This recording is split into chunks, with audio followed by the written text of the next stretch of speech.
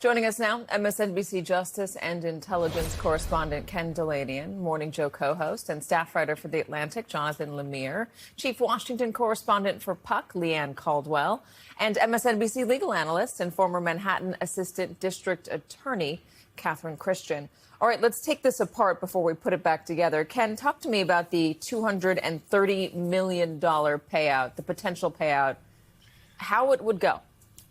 Well, Katie, this arises from two separate claims that Trump and his lawyers first filed in the Biden administration. One, alleging that the Russia investigation by Robert Mueller violated his rights and was amounted to a malicious investigation. And then the second, alleging that the Mar-a-Lago search of his home and that investigation violated his rights and violated his privacy. So the important thing to say about that is that both of those investigations have been looked at by judges, and in the case of the Mueller investigation, a special counsel and an inspector general, and there just isn't any merit to the idea that those investigations violated Donald Trump's rights or injured him based on improper conduct. There just wasn't any of that. Those were properly predicated investigations. Donald Trump may not have liked them.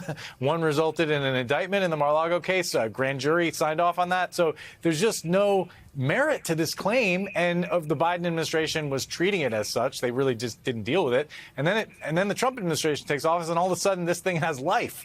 And there's the potential that the Justice Department could end up handing Donald Trump tens of millions of dollars. And oh, by the way, the people that are supposed to make the decision, unless they recuse themselves, would be Todd Blanche, the Deputy Attorney General, who was, after all, Donald Trump's lawyer in at least one of those cases, and then the Deputy or the Associate Attorney General, head of the Civil Division, Stan Woodward, who represented a co-defendant in the Mar-a-Lago case. Now, I've talked to the Justice Department. They say they will follow the ethics rules, which would probably demand that those people recuse themselves. But it's not clear that's going to matter in a Justice Department where it's pretty clear that they do whatever Donald Trump wants them to do. And Trump himself is saying that he's the decider, that this thing will cross his desk, even though I looked at the law and the regulations. There's nothing in the law that calls for the president to be involved in this decision whatsoever. It's not his decision. But, of course, he's the president. He could make it his decision, Katie. Give me a little bit more on the ethics of this. Well, I'll tell you the law. There is a legitimate law, the Federal Tort Claims Act, which allows plaintiffs to sue the government when they've been injured in some way by a federal employee. So this does happen. It's a legitimate And settlements do happen? Yes. Rarely do plaintiffs actually get relief. It's very high burden. So when President Trump was the civilian, last August, he filed this because, as Ken said, because of Mar-a-Lago. And at that time, he was requesting $15 million to reimburse him for his lawyers and $100 million in punitive damages, which, by the way, the law does not allow. So in terms of ethics, it's beyond the pale because, first of all, no sitting president has ever done this. So I believe there was a senator who was just interviewed who said, is this in a normal course of business? No. Is there precedence for this? No, there is not. Now, the president has said publicly that he is the chief law enforcement officer.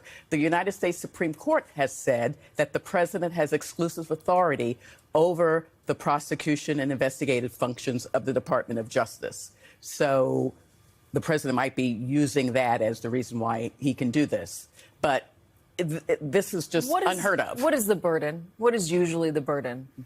The burden is first of all, remove that as a former president. A regular plaintiff who feels they've been injured by a federal employee, it's a very high burden they have to. You do this first.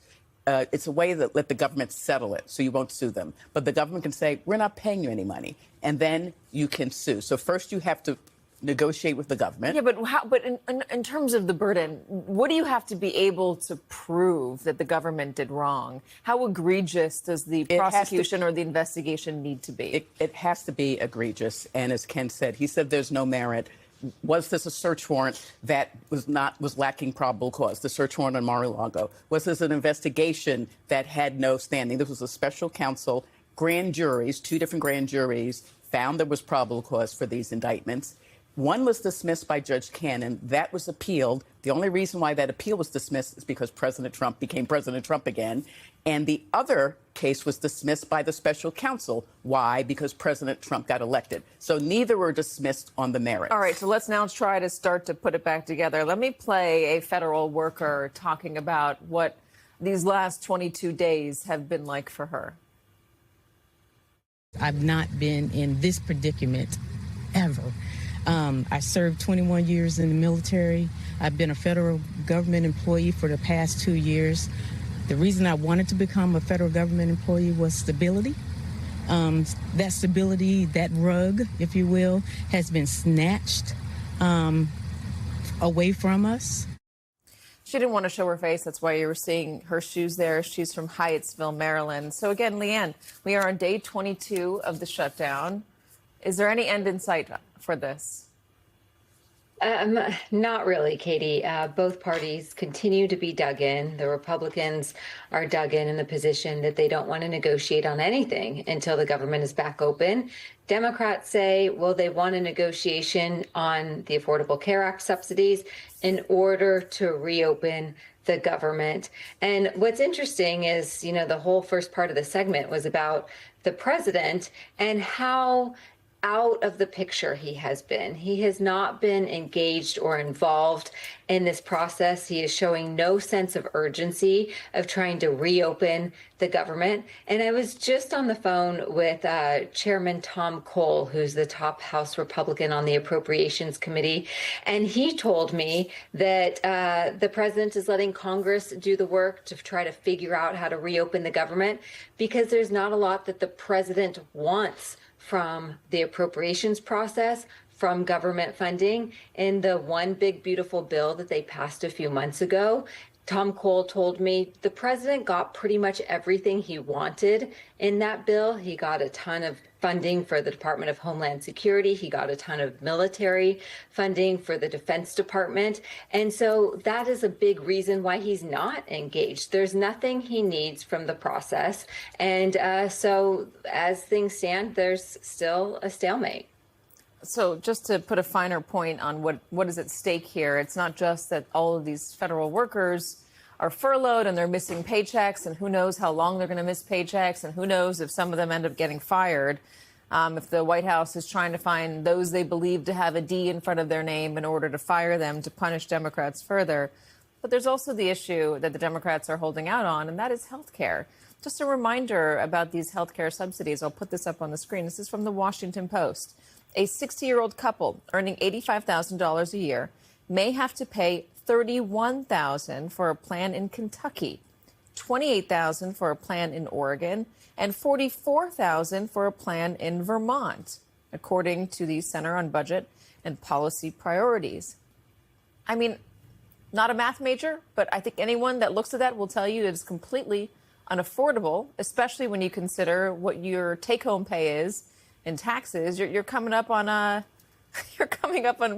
potentially giving the majority of your paycheck to your health care. So potentially that person or those people lose their health care coverage entirely.